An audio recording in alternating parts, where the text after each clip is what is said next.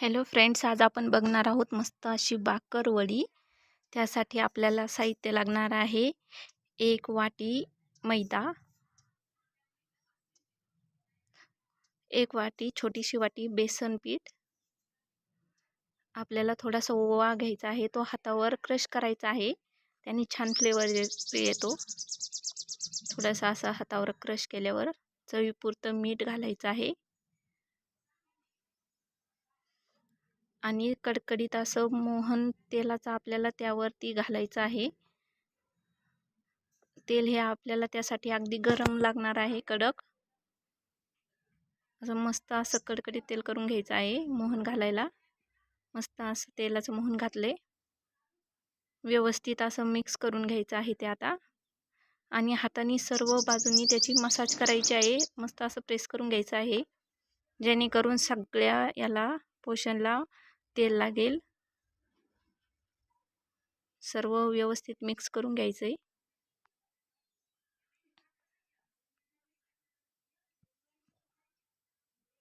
सर्व व्यवस्थित मिक्स झालं आहे। थोडंसं त्यामध्ये पाणी टाकून सर्व पीठ आता व्यवस्थित मळून घ्यायचं आहे, घट्ट असा गोळा करून घ्यायचा आहे आपल्याला।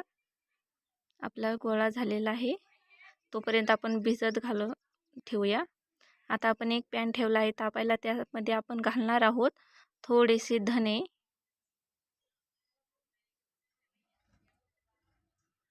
आपल्याला हे भाकरवडीमध्ये घालण्यासाठी मिश्रण करायचं आहे। बडीशेप तुम्हाला पाहिजे असेल तर तुम्ही त्यामध्ये कच्ची बडीशेपही घालू शकता, कच्ची बडीशेपनेही छान फ्लेवर येतो। सर्व व्यवस्थित भाजून घ्यायचं आहे। आता घालायचे आहे जिरे, खसखस, सर्व ते व्यवस्थित भाजून घ्यायचं आहे पुन्हा एकदा।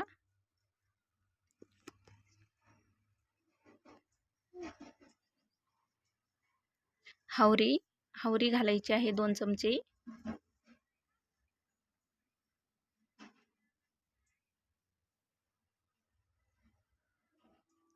सर्व असं मस्त ब्राऊन कलर येईपर्यंत भाजून घ्यायचं आहे।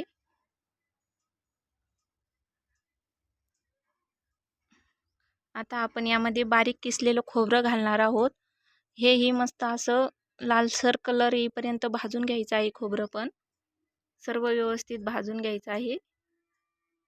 आपण बघताय एकदम मस्त दिसतंय, जबरदस्त फ्लेवर आलेला आहे, याला कलर आलेला आहे।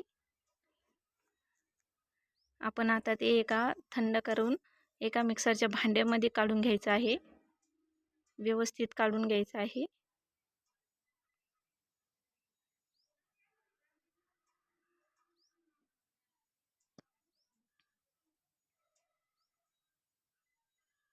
त्यामध्ये आपण घालणार आहोत गरम मसाला, मीठ, चवीपुरतं मीठ घालायचं आहे, लाल तिखट घालायचं आहे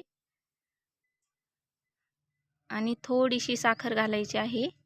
पुणेकरांची स्पेशालिटी आहे, साखरेशिवाय भाकरवडी होत नाही। मस्त असं आपण त्याचे मिश्रण करून घेतलेलं आहे मिक्सरमधून। बघा किती छान दिसतंय, जबरदस्त दिसतंय एकदम। आता आपण पुढची प्रोसेस करूया। आपण जो गोळा भिजवून ठेवलेला होता मैद्याचा, तो आता आपण थोडंसं व्यवस्थित मळून घेऊया, आणखी मस्त एकदम छान भिजला आहे। आपण त्याचे 3 पोर्शन करणार आहोत, सारखे 3 पोर्शन करायचे आहेत आणि एक आपण पूर्ण व्यवस्थित त्याची पोळी करून घेऊया लाटून। मस्त असं भिजला आहे, आता व्यवस्थित लाटून घ्यायचं आहे ते। मधल्या साईडला पातळ करायचं आहे आणि थोड्याशा साईड जाड ठेवायच्या आहेत, जेणेकरून मधली साईड व्यवस्थित तळली जाईल। बघा मस्त असं लाटून झालेलं आहे। हातावर बघा माझा हात थोडासा ट्रान्सपरंट दिसतोय, कारण मधली साईड ही पातळ लाटलेली आहे। आता आपण यावरती घालणार आहोत चिंच आणि गुळाची चटणी। तुम्ही रेड चिल्ली सॉसही घालू शकता, किंवा टेस्ट असेल तर केचप घालू शकता, टोमॅटो केचप जे अवेलेबल असेल ते. मस्त असं दिसतंय एकदम जबरदस्त. यामध्ये आपण जे मिश्रण करून घेतलेलं होतं ते सर्व व्यवस्थित स्प्रेड करायचं आहे. व्यवस्थित सर्व बाजूंनी स्प्रेड करायचं आहे. साईडनी थोडंसं कमी करायचं आहे, साईडनी जास्त करायचं नाही. फक्त मधल्या साईडला लावायचं आहे. साईड तशाच ठेवायच्या आहेत. एकदम जबरदस्त दिसत आहे बघा. आपण त्यावरती बारीक शेव घातली आहे आणि थोडंसं लाटण्याने पुन्हा एकदा स्प्रेड करून घ्यायचं आहे, कारण जे आपण मिश्रण लावलेलं आहे ते व्यवस्थित चिटकवून राहील त्याला. बघा एकदम जबरदस्त.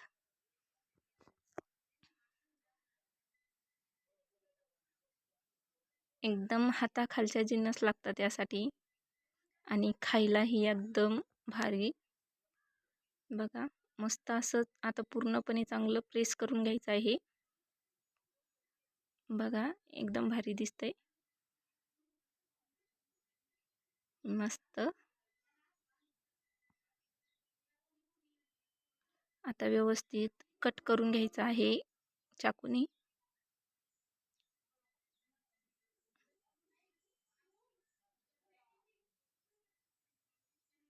अशा प्रकारे व्यवस्थित कट करून घ्यायचे आहे आणि थोडीशी आपण बघताय किती जबरदस्त दिसतंय. तिथं हाताने थोडीशी प्रेस करायची आहे. प्रत्येक वेळी ही हाताने अशी प्रेस करून घ्यायची आहे, म्हणजे छान त्याला शेप येतो. प्रत्येक वडीला असं मस्त हाताने थोडंसं प्रेस करून घ्या.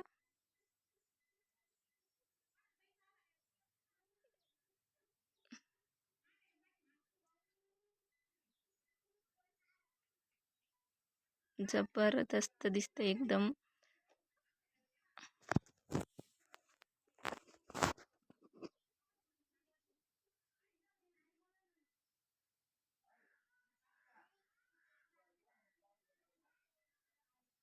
सर्व वड्या ह्या व्यवस्थित अशा प्रकारे प्रेस करून घ्यायचे आहेत.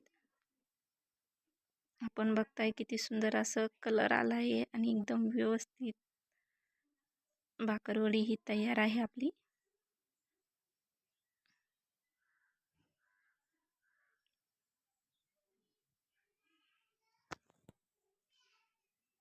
सर्व व्यवस्थित बाजूला काढून घ्यायचे आहेत आणि नेक्स्ट करायचं आहे परत असंच प्रोसेस. पुन्हा एकदा आपण तशीच पोळी लाटून घेतलेली आहे. त्यावरती आपण पुन्हा एकदा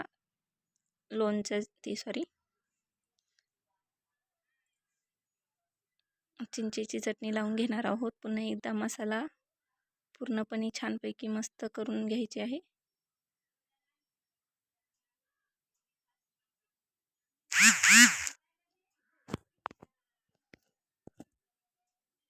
शेव लावून घेऊया. पूर्ण साईडनी व्यवस्थित शेव टाकायची आहे.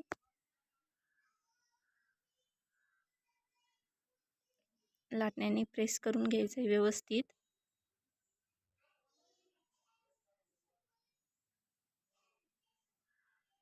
व्यवस्थित एक कड उचलून त्याची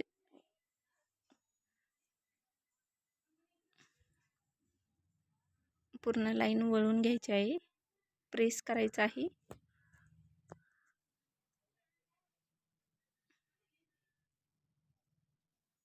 व्यवस्थित कट करून घ्यायचे.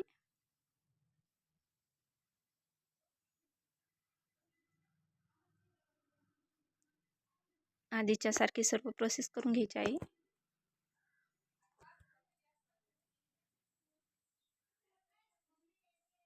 आता आपण एक कढईमध्ये तेल ठेवलेलं आहे तापण्यासाठी.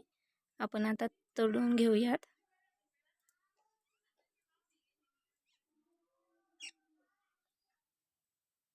मस्त अशा तळून घेतलेल्या आहे. आपण तळायला टाकल्या होत्या कढईमध्ये. व्यवस्थित असा मस्त ब्राऊन कलर होईपर्यंत तळून घ्यायचे आहे. बघा एकदम हॉटेलसारखी भाकरवडी तयार झालेली आहे. बघा एकदम जबरदस्त दिसते. अशा प्रकारे सर्व वडे हे तळून घ्यायचे आहेत. सर्वांनी व्हिडिओ पूर्ण बघा, लाईक आणि सबस्क्राईब करा. कमेंट करा नक्की. व्हिडिओ बघितल्याबद्दल धन्यवाद.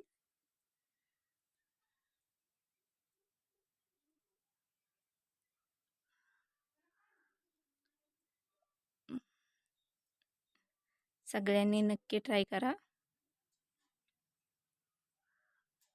थँक्यू.